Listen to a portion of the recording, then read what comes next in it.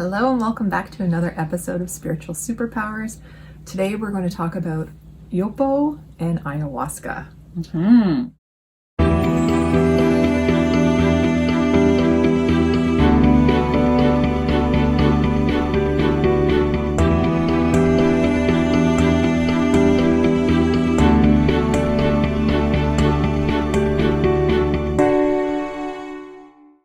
I've done quite a few trips on these plant medicine, as you say, and I thought I would share my journey because there was a reason why I wanted to try this form of treatment, and I think a lot of people have heard about it or seen other videos about it and are curious. So we thought we'd talk about it today. That's right. Okay. So for those of you who aren't familiar with ayahuasca and YOPO, ayahuasca comes from Central America, and it is actually the bark of a tree. Yeah, and what it does is, I think we have to understand that when we sleep, there's a hormone that gets released into your system that prevents you from moving.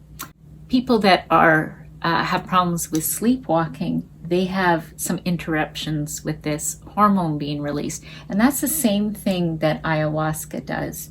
It interrupts this hormone being released while you're in a deep meditation. That's right. Yeah. And then the other component is YOPO, which again is also from Central America, and it's a visionary snuff. And this one's been used for over 4,000 years. And what this snuff does, it has DMT in it, which is considered the God particle. Combined with an inhibitor, like ayahuasca, you go into a bit of a spiritual journey. An altered state of consciousness. That's right. And YOPO shamans describe the experience as an opening of the third eye and being able to perceive into the light of the non-physical spiritual dimensions. It was popularized in the 60s and the 70s, specifically with the McKinnon brothers. They went to different tribes and tried different ceremonies. What they found was that with their research and with their experiences, a lot of people were able to get off of addictions, such as opioid addictions, heroin, that type of thing, just by doing one of these ceremonies. So that is why I was really interested in trying to find someone to help me experience the treatment. Because for those of you who don't know, I am a recovering bulimic anorexic and also food addict. And this is something that I've had since I was a kid, and I've had a lot of ups and downs with it. I have been hospitalized. I've been through several rehab programs. The addiction manifests itself just as an addiction in different people, and what you become addicted to is different. Definitely. I believe that. I think that it's a coping mechanism, and I just happen to become addicted to food. Now, there are different receptors in the body that like different types of chemicals, and mine is definitely more sugar-based. So I'm someone who could be very easily addicted to cocaine. However, I can drink alcohol and it really has no effect on I don't get addicted to that. I don't feel that same type of draw. But they say sugar is more addictive than cocaine or heroin. That's right. And it's harder to get off of sugar than cocaine and heroin. Isn't that crazy? So I struggled even with doing treatment after treatment after treatment. I knew there was something still in me, and I wanted to explore that a little bit more. And I thought that doing an ayahuasca ceremony or YOPO ceremony might bring me some answers. And that's exactly what I found. My first session with a medicine man was a few years ago. So you have to actually snort a green powder, which is the YOPO. And prior to me snorting, I would have to chew on the bark of an ayahuasca tree. These two combined, you immediately access a different level of consciousness. That's right. Yeah.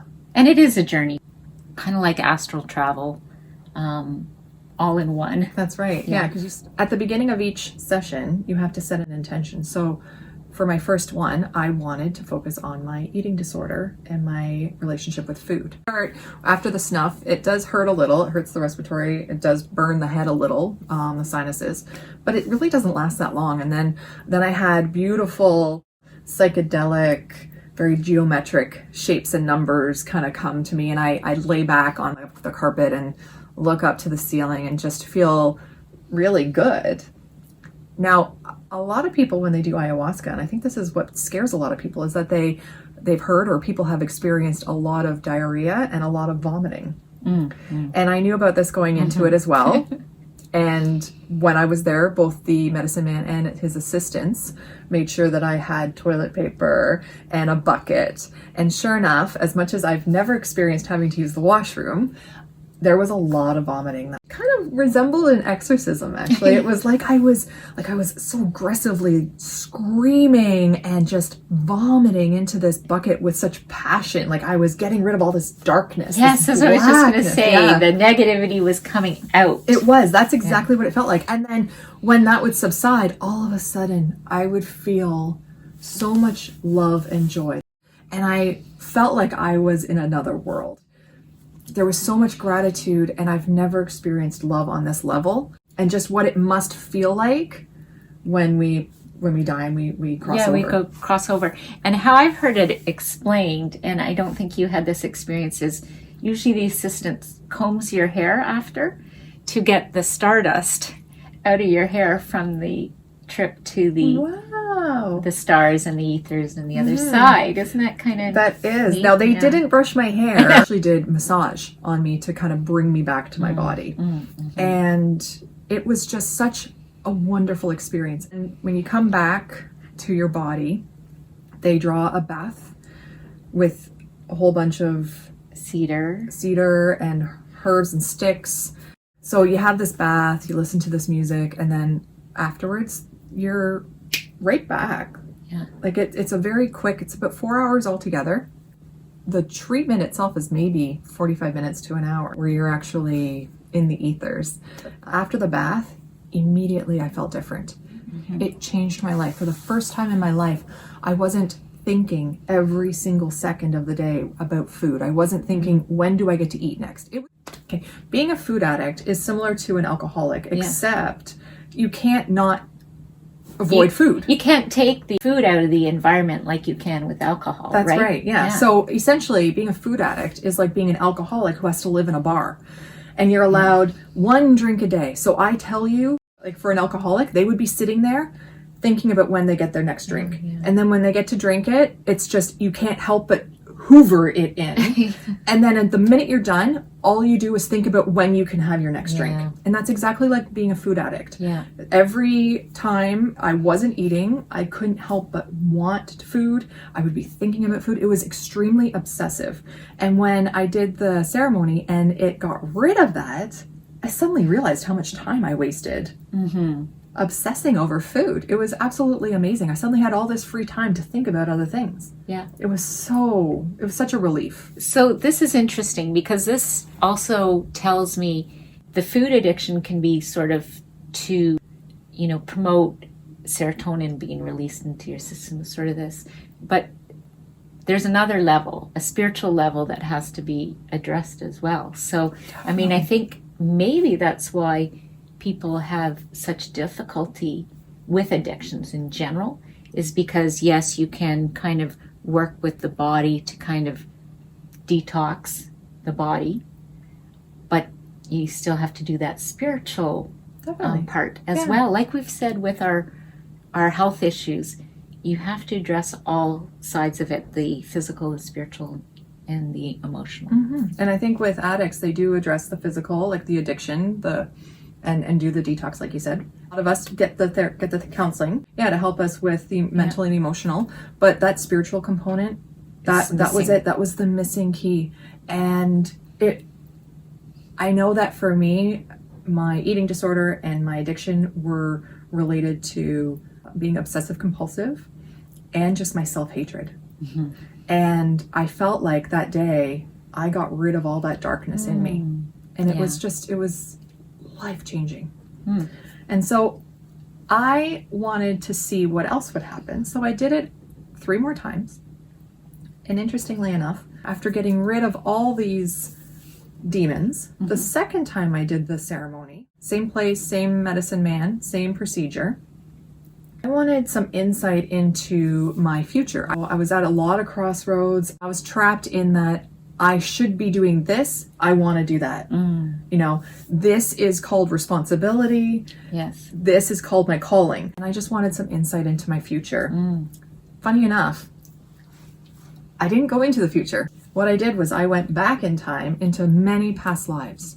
And I was either a slave, I was in cages, and I experienced my deaths, which sounded scary going into it, but I'm glad I did. Right. I'm glad I experienced them. And if you do a past life regression, sometimes you have to move through your lives that way too, where you actually experience your death. And it's Not as bad as you imagine No. it will be. Yeah. no. So experiencing being a slave, experiencing not having any freedom, not having any rights, and experiencing my death really showed me that in past lives, I might not have had the freedom to live my life the way I really authentically would like to live my life. And in this lifetime, I have that right. Realize that you do have a choice and you need to make that choice.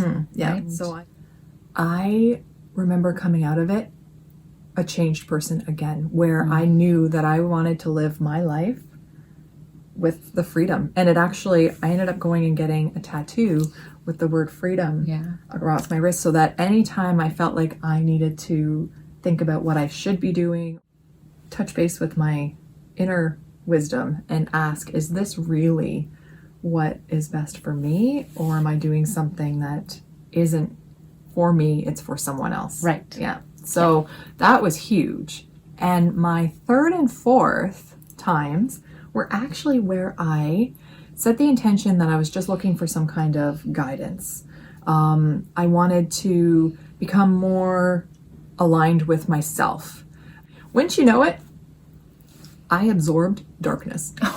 It was like I was reborn, but just... But maybe you need a little bit of darkness to make that choice for yourself. That's right. Everyone has light and dark, and I reabsorbed the darkness as power. Ah, yes. And it felt like I was whole again.